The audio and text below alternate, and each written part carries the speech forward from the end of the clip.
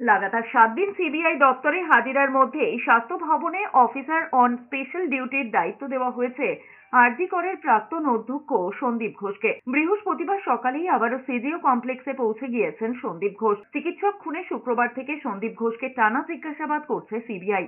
বস্তুত এর আগেই ন্যাশনাল মেডিকেল কলেজের অধ্যক্ষ পদ থেকে সরানো হয়েছিল তাকে, আর তারপরেই ফের স্বাস্থ্য ভবনে তাকে পদে বসানোর বিষয়টি প্রকাশ্যে আসতেই নিন্দায় সরব হয়েছে আন্দোলনকারী ডাক্তারি পড়ুয়ারা। তবে এ ব্যাপারে স্বাস্থ্য দপ্তরের কোনো প্রতিক্রিয়া জানা যায়নি।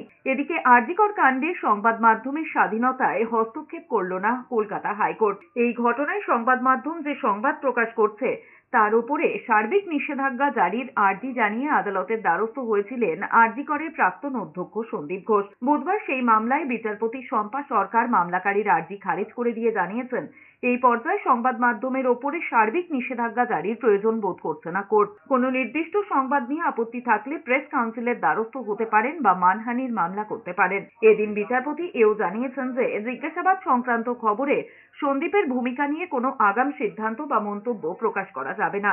জিজ্ঞাসাবাদ পর্বের কোনো অ্যানিমেশন নাট্যরূপও প্রকাশ করা যাবে না। বস্তুগত সংবাদ পরিবেশন করতে হবে এবং সংবাদ মাধ্যমের নিজস্ব মতামত প্রকাশ করা যাবে না। সংবাদ মাধ্যমকে তদন্তকারী সংস্থার ভূমিকা নিতেও কার্যত নিষেধ করেছে কোর্ট। কোনো বিতর্ক বা আলোচনা সভার ক্ষেত্রে বক্তার মন্তব্য যে সংবাদ মাধ্যমের মতামত নয় সে ব্যাপারেও বিধিবদ্ধ সতর্কীকরণ দিতে হবে।